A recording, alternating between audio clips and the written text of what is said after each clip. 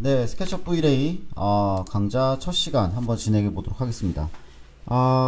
이전에 OT 영상에서 말씀드린 예제 파일을 카페에서 다운로드 받으시면은 다음과 같은 파일을 오픈하실 수 있고요.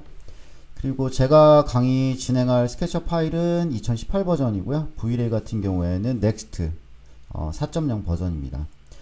그래서 이렇게 처음에 이제 V-Ray를 설치하고 이렇게 스케치업을 실행하게 되면은 다음과 같은 어떤 4개의 메뉴바를 볼 수가 있는데요. 이거 같은 경우에는 만약 이걸 껐다 실수로 그러면은 이 빈 공간 있죠? 빈 공간을 우클릭 하시고 그리고 여기 V-Ray 관련된 메뉴를 온 해주시게 되면은 다시 활성화가 되게 됩니다. 그리고 많이 쓰는 거는 사실 이 두 가지, 지금 제가 마우스로 움직여 놓은 이 두 가지 메뉴고요. 이 두 가지는 좀 빈도가 낮기 때문에 좀 눈에 안 띄는 곳에다 갖다 놓고요. 그리고 자주 쓰는 거는 라지 툴셋 밑에다가 이렇게 배치를 해두겠습니다. 네, 그렇게 되고 이 씬 같은 경우에는 지금 어느 정도 세팅이 되어 있는, 디테일하진 않지만 어느 정도 세팅이 되어 있는 씬이기 때문에 어떻게 보이는지 저희가 한번 렌더링을 진행해 보도록 할게요. 스케치업 V를 쓸 때 제일 많이 쓸 아이콘입니다.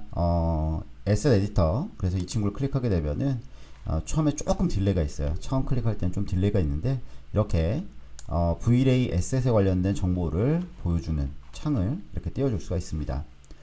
가장 먼저 해볼 거는 뭐냐면 일단 렌더링을 한번 진행을 해보겠습니다. 여기 보이는 주전자 버튼 클릭하게 되면은 창이 하나가 또 뜨게 되면서 이렇게 렌더링이 진행되게 돼요. 그래서 현재 씬이 어떻게 세팅되어 있는지를 확인해 볼 수 있죠.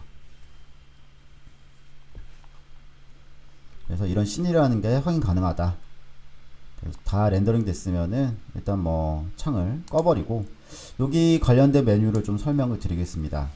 일단 이 에셋 에디터를 오픈하게 되면은 이 V-Ray에 관련된 그런 라이트라든가 머티리얼들이 어떤 것들이 있는지 이렇게 한 화면에 보여주게 되고요. 여기서 자기가 나는 머티리얼만 볼 거야. 그러면 아이콘이 머티리얼처럼 생겼습니다. 이걸 클릭하게 되면은 이 씬 안에 있는 머티리얼들을 모두 보여줄 수 있고 여기 보이는 머티리얼들은 스케치업에 기본적으로 제공되는 이 머티리얼과 동일한 항목이라는 걸 확인해 볼 수 있습니다. 그리고 여기 옆에 있는 거는 생긴 게 라이트처럼 생겼죠. 조명이죠. 그래서 조명, 이 공간 안에 V-Ray 라이트가 어떤 것들이 있는지 보여주는 거고요. 그리고 이 옆에는 V-Ray 오브젝트라든가 엘러먼트라든가 그런 에셋들을 보여주는 그런 설정창인데 저희는 일단 처음에 집중해야 될 건 이거겠죠. 머티리얼하고 라이트 이 두 가지를 집중할 거고요. 그리고 V-Ray 관련된 렌더링 할 때 어떻게 렌더링 하겠냐, 거기에 관련된 옵션은 여기 보이는 세팅 아이콘을 클릭하게 되면은 다음과 같이 아래쪽으로 나열되게 됩니다. 일단은 저희가 첫 시간이니까 머티리얼을 한번 살펴보도록 하겠습니다. 그래서 머티리얼이 어떤 특징이 있는지 살펴볼 텐데 머티리얼 같은 경우에는 처음에 말씀드렸다시피 V-Ray 머티리얼하고 스케치업에서 기본적으로 제공되는 머티리얼하고 동일한 항목으로 구성되어 있다는 것을 확인이 가능하시고요. 만약에 자기가 나 이거 이 오브젝트에 적용된 머티리얼이 어떤 건지 확인해 보실 때는요. 여기 버켓 버튼을 클릭하시고 Alt를 누르게 되면은 이렇게 스포이드로 바뀌게 됩니다. 스포이드로 바뀌게 된 상태에서 자기가 편집을 원하는 부분의 머티리얼을 선택하게 되면은 이렇게 현재 이 오브젝트에 적용된 머티리얼이 어떤 것인지 이 스케치업 기본 머티리얼에서도 확인해 볼 수 있고 그리고 여기 V-Ray 에셋에서도 선택이 되는 형태를 확인해 보실 수 있습니다. 이 버켓 버튼 같은 경우에는 이 V-Ray 에셋 에디터 창이 이렇게 활성화되어 있으면 단축키가 적용되지 않아요. 그래서 좀 이거 하실 때 단축키 적용됐다 안 됐다 이러면 짜증나니까 그냥 이 버켓 선택하실 때는 그냥 여기 버켓 아이콘 클릭하시고 선택을 하시는 걸 추천드립니다. 먼저 여기 보이는 이 아이콘, 이 주전자에 적용된 이 초록색 머티리얼을 선택해 보게 되면 컬러 R/01이라는 이름을 가지고 있는 머티리얼이라는 걸 확인해 볼 수가 있고요. 선택해서 그리고 이 컬러 R/01에 관련된 옵션을 편집하고 싶으면은 왼쪽 오른쪽 이 확장 아이콘이 있어요. 이 메뉴를 확장시킬 수 있는 아이콘이 있는데 이 오른쪽 확장 아이콘을 클릭하게 되면 이렇게 오른쪽으로 열리게 되면서 조금 더 자세하게 컬러 RS 슬러시 01이라는 머티리얼에 관련된 설정을 살펴보실 수 있습니다. 이 V-Ray 머티리얼의 가장 중요한 세 가지, 디퓨즈, 리프렉트, 리플렉트 이렇게 세 가지 종류인데 이 디퓨즈 같은 경우에는 물체가 기본적으로 가진 색깔이고, 그런데 일단은 제가 용어 정의 차원에서 좀 이거를 한글로 말씀드릴게요. 이 두 가지가 영어로 거의 유사한 발음이기 때문에 일단 이 두 번째 친구를 반사라고 좀 이름을 부르겠습니다, 앞으로. 그리고 이 세 번째 칸에 있는 친구 같은 경우에는 원래는 굴절이에요. 번역을 정확히 하면 굴절인데 투명도라고 말씀을 드리겠습니다. 그래서 그렇게 하시면은 좀 기억하기 편하겠죠. 그래서 그 세 가지 메뉴가 있다는 거를 좀 기억을 해주시고, 네, 그래서 첫 번째 디퓨즈. 그래서 디퓨즈 같은 경우에는 물체가 기본적으로 가지고 있는 색상입니다. 그래서 자기가 클릭하시고 색상의 변경을 원하시면은 이렇게 원하는 컬러를 선택하신 다음에 이 닫기 버튼을 클릭하게 되면은 디퓨즈 컬러가 변경되는 것을 확인해 보실 수 있습니다. 뭐 컬러로만 표현할 수 없는 마감재들이 있어요. 뭐 우드라든가 패브릭이라든가 뭐 이런 마감재들 있죠. 그런 건 나중에 이제 비트맵을 넣어주게 되는데 이거는 이후에 살펴보도록 하겠습니다. 디퓨즈를 살펴봤고, 그 다음에 그 반사하고 투명도죠. 그래서 이것도 원래는 투명도라고 하면 안 돼요. 그래서 투명도의 정확한 번역은 트랜스퍼런스인데 지금 저희는 이 굴절이라는 거를 그냥 이해를 위해서 투명도 정도로 이해를 해두겠습니다.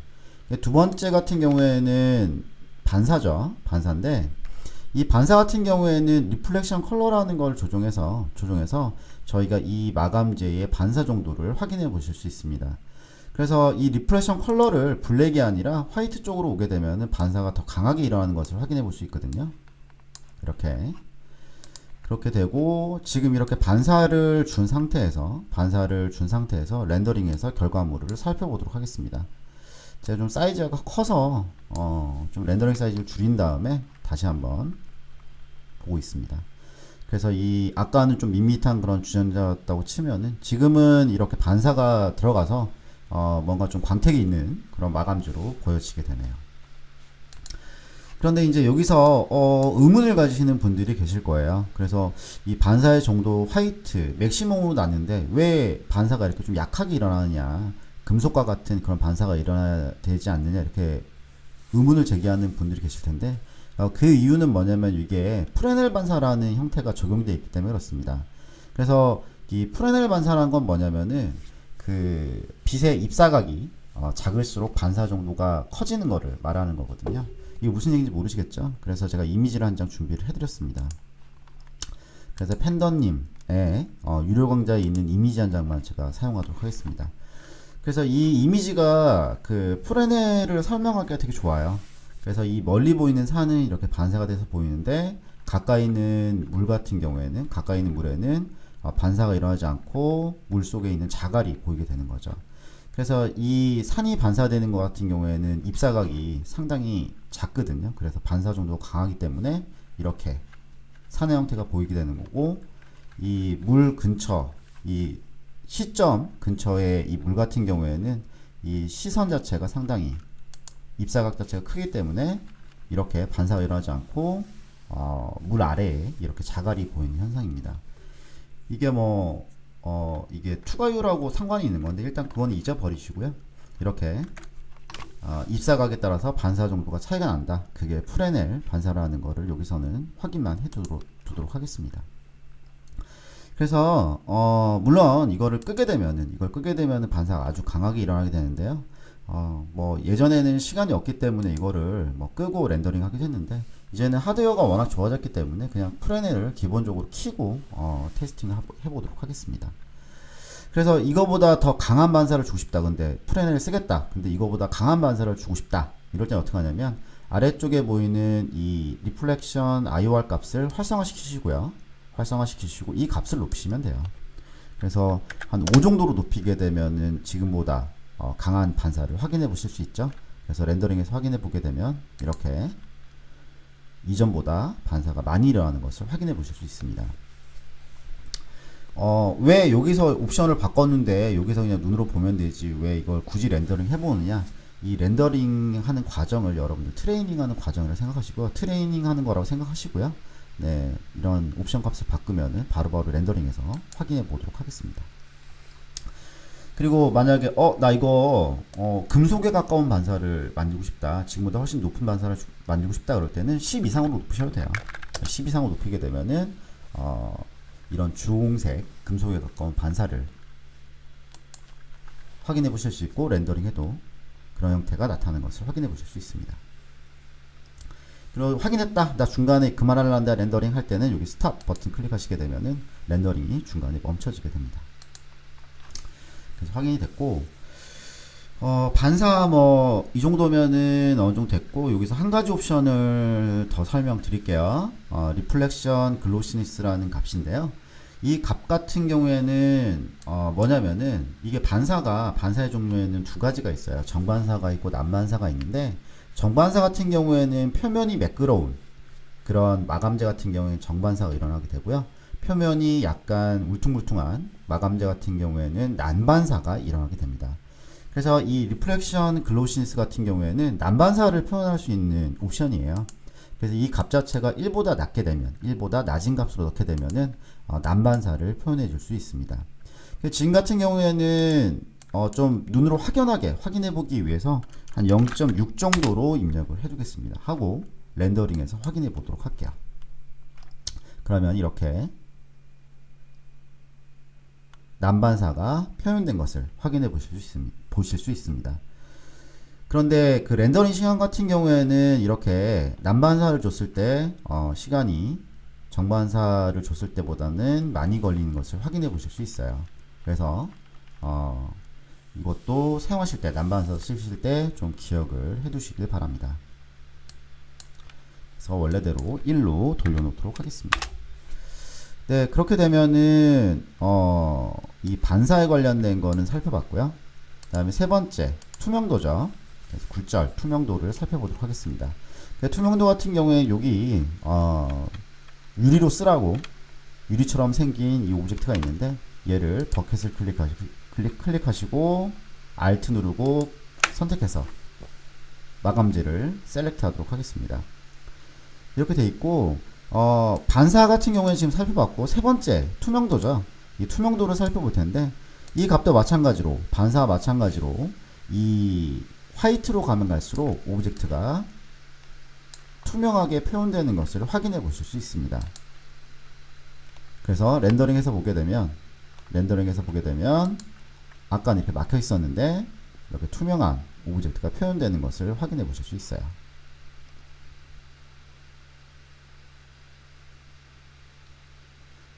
그래서 이런 표현이 가능하고 그리고 지금 이건 이제 저희가 그 유리 클리어 글라스를 표현할 거거든요. 그래서 유리 같은 경우에 반사도 있죠. 그래서 일단은 저희가 리플렉션 컬러를 반사의 컬러를 화이트로 두도록 하겠습니다. 하고 다시 한번 확인해 보면은 가장 기본적인 유리가 만들어지는 것을 확인해 보실 수 있습니다.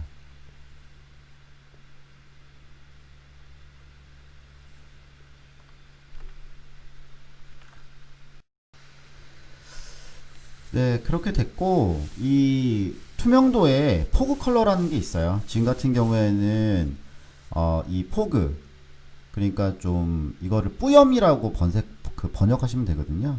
그래서 지금 같은 경우에는 완전 화이트로 되어 있기 때문에 이 안쪽에 어떤 컬러도 표현할 수가 없는데 이 포그 컬러, 뿌염 컬러를 저희가 약간 블루 컬러로 조정을 해주게 되면 이렇게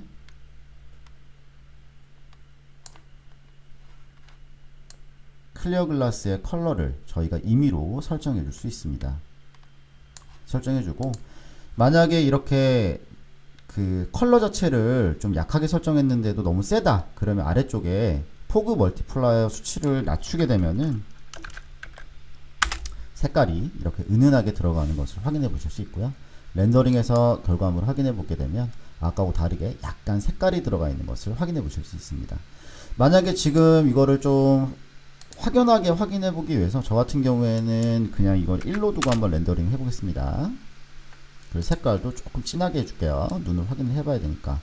컬러 글라스를 만들 때 쓰시겠죠. 렌더링에서 확인해 보게 되면 이렇게